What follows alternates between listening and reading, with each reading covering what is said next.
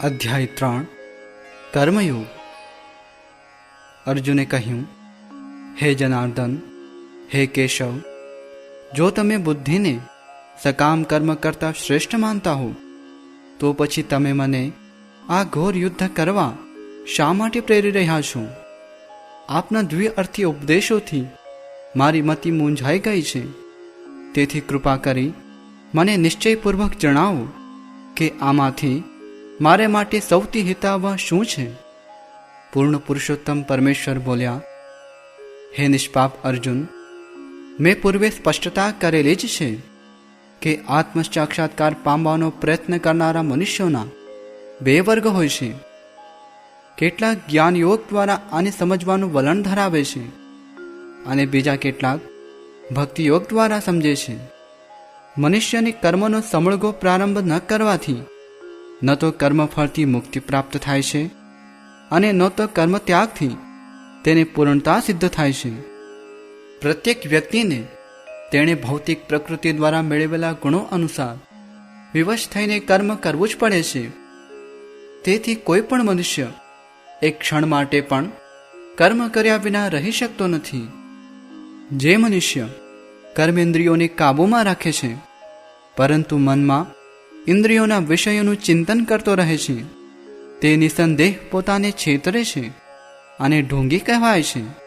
પરંતુ જો કોઈ નિષ્ઠાવાન મનુષ્ય કર્મેન્દ્રિયોને મન દ્વારા નિયંત્રિત કરવાનો પ્રયત્ન કરે છે અને અનાસક્ત થઈને કર્મયોગ અર્થાત કૃષ્ણ ભાવનામય કર્મનો આરંભ કરે છે તો તે ઘણો ચડિયાતો છે। તું તારું નિયત કર્તવ્ય કર્મ કર, કારણ કે કર્મ નહીં કરવા કરતાં કર્મ કરવું વધુ સારું છે। કામ કર્યા વિના મનુષ્ય પોતાના દેહનો નિર્વાહ પણ કરી શકતો નથી। વિષ્ણુ પ્રીત્યર્થે યજ્ઞ તરીકે કર્મ કરવું જોઈએ, અન્યથા આ ભૌતિક જગતમાં કર્મના બંધન ઉત્પન્ન થાય છે। માટે હે કૌંતેય, તું તેમની પ્રસન્નતા અર્થે નિયત કર્મ કર। એ રીતે તું સદા અનાસક્ત અને બંધનમાંથી મુક્ત રહીશ। સર્જનના પ્રારંભે સમસ્ત પ્રાણીઓના સ્વામીએ વિષ્ણુ માટેના યજ્ઞ સહિત મનુષ્યો તથા દેવોના વંશનું સર્જન કર્યું અને તેમને આશીર્વચન કહ્યા, તમે આ યજ્ઞથી સુખી રહો, કારણ કે એ કરવાથી તમને સુખપૂર્વક રહેવા અને મુક્તિ પામવા માટે સર્વ ઇચ્છિત વસ્તુઓ પ્રાપ્ત થઈ શકશે। યજ્ઞો દ્વારા પ્રસન્ન થઈને દેવો તમને પણ પ્રસન્ન કરશે અને એ રીતે માનવો તથા દેવો વચ્ચેના સહકારથી સૌનો અભ્યુદય થશે। જીવનની વિવિધ જરૂરિયાતોની પૂર્તિ કરનારા વિભિન્ન દેવો યજ્ઞ સંપન્ન કરવાથી પ્રસન્ન થઈને તમારી બધી જરૂરિયાતોની પૂર્તિ કરશે। પરંતુ જે મનુષ્ય આ પ્રાપ્ત ઉપહારો દેવોને અર્પણ કર્યા વગર પોતે ભોગવશે તે નક્કી ચોર જ છે। ભગવાનના ભક્તો સર્વ પ્રકારના પાપમાંથી મુક્ત થઈ જાય છે, કારણ કે તેઓ યજ્ઞમાં પ્રથમ અર્પિત કરેલું ભોજન અર્થાત પ્રસાદ જ લે છે। અન્ય લોકો જેઓ પોતાના જ ઇન્દ્રિય સુખ માટે ભોજન બનાવે છે તેઓ નક્કી પાપ જ ખાય છે। બધા દેહધારી પ્રાણીઓ અન્ન ખાઈને પોષણ પામે છે અને અન્ન વરસાદથી ઉત્પન્ન થાય છે। વરસાદ યજ્ઞ કરવાથી વરસે છે અને યજ્ઞ નિયત કર્મો કરવાથી થાય છે। નિયંત્રિત કર્મોનો નિર્દેશ વેદોમાં થયો છે અને વેદો પૂર્ણ પુરુષોત્તમ પરમેશ્વરમાંથી પ્રગટ થાય છે। પરિણામે સર્વવ્યાપી બ્રહ્મ યજ્ઞોમાં સદૈવ અવસ્થિત છે। હે પ્રિય અર્જુન, જે મનુષ્ય માનવ સમાજમાં આ પ્રમાણે વેદો દ્વારા સ્થાપિત યજ્ઞ ચક્રનું પાલન નથી કરતો તે નિશ્ચિતપણે પાપમય જીવન વ્યતીત કરે છે। આવો મનુષ્ય માત્ર ઇન્દ્રિય તૃપ્તિ માટે જીવિત રહીને નિરર્થક જીવન વ્યતીત કરે છે। પરંતુ જે મનુષ્ય આત્મામાં જ આનંદ પામે છે તથા જેનું જીવન આત્મ સાક્ષાત્કાર યુક્ત હોય છે અને જે પોતાની અંદર જ પૂર્ણપણે સંતુષ્ટ રહે છે તેને માટે કશું કર્તવ્ય રહેતું નથી।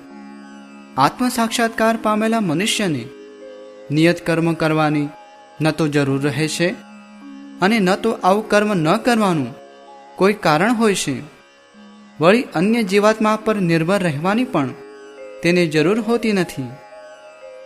તેથી કર્મના ફળમાં આસક્ત થયા વગર મનુષ્ય પોતાનું કર્તવ્ય સમજીને નિરંતર કર્મ કરતા રહેવું જોઈએ. કારણ કે અનાસક્ત રહી કર્મ કરવાથી મનુષ્યને પરમેશ્વરની પ્રાપ્તિ થાય છે. જનક જેવા રાજાઓએ માત્ર નિયત કર્તવ્ય કરવાથી જ સિદ્ધિ પ્રાપ્ત કરી હતી. માટે સાધારણ જન સમુદાયને શિક્ષિત કરવા માટે પણ તારે કર્તવ્ય કર્મ કરવું જોઈએ.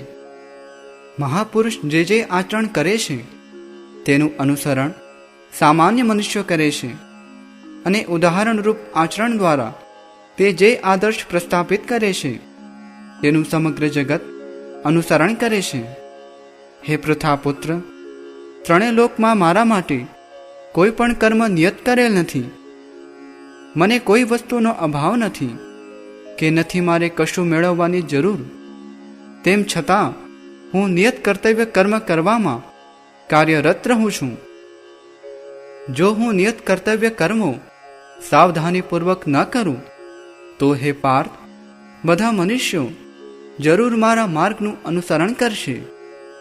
જો હું નિયત કર્તવ્ય ન કરું તો આ બધા લોકોનો વિનાશ થઈ જાય.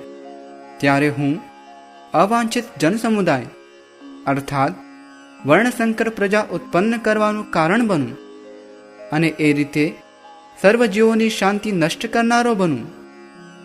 હે ભરતવંશી, જેવી રીતે અજ્ઞાની મનુષ્યો ફળ પ્રત્યે આસક્તિ રાખીને તેમના કર્તવ્ય કર્મો કરે છે, તેવી રીતે વિદ્વાન જનોએ સામાન્ય લોકોને સાચા માર્ગે દોરવા માટે અનાસક્ત રહી કર્મ કરવા જોઈએ.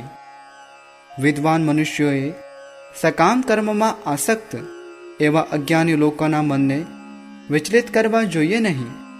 તેમજ તેમને કર્મનો ત્યાગ કરવા માટે પ્રોત્સાહન આપવું જોઈએ નહીં, પરંતુ ભક્તિભાવપૂર્વક કર્મમાં વ્યસ્ત રહેવા પ્રેરણા આપવી જોઈએ કે જેથી ધીરે ધીરે કૃષ્ણ ભાવનામૃતનો વિકાસ થઈ શકે.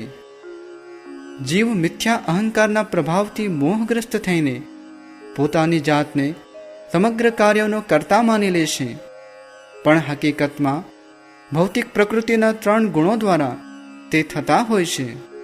હે મહાબાહુ, જે મનુષ્ય પરમ સત્યનું જ્ઞાન ધરાવે છે તે ભક્તિમય કાર્ય અને સકામ કર્મ વચ્ચેના તફાવતને સારી રીતે જાણીને પોતાની જાતને ઇન્દ્રિય તૃપ્તિમાં વ્યસ્ત કરતો નથી.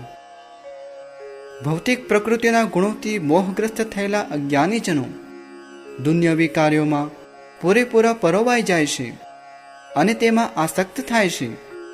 તેમના કાર્યો તેમના જ્ઞાનના અભાવના કારણે ઉતરતી કક્ષાના છે. તેમ છતાં જ્ઞાની મનુષ્ય તેમને તેમાંથી વિચલિત કરવા જોઈએ નહીં. માટે હે અર્જુન, તારા સર્વ કર્મો મને સમર્પિત કરીને મારા પૂર્ણ જ્ઞાનથી યુક્ત થઈને લાભની ઈચ્છા રાખ્યા વિના, સ્વામિત્વનો દાવો કર્યા વિના તથા આળસ રહિત થઈને તું યુદ્ધ કર.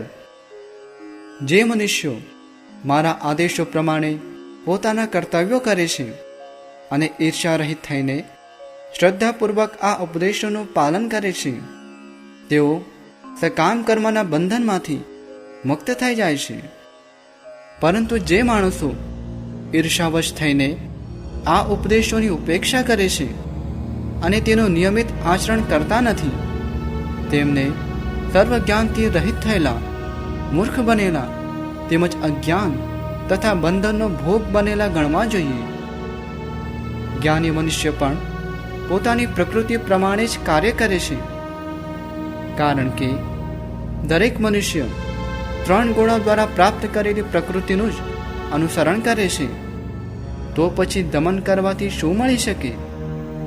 બદ્ધ જીવો દ્વારા ઇન્દ્રિયોના વિષયો પ્રત્યે આસક્તિ અને દ્વેષ અનુભવવામાં આવે છે, પરંતુ મનુષ્ય ઇન્દ્રિયો અને ઇન્દ્રિયોના વિષયોના નિયંત્રણ હેઠળ આવવું જોઈએ નહીં, કારણ કે તે આત્મ સાક્ષાત્કારના માર્ગમાં અવરોધક હોય છે.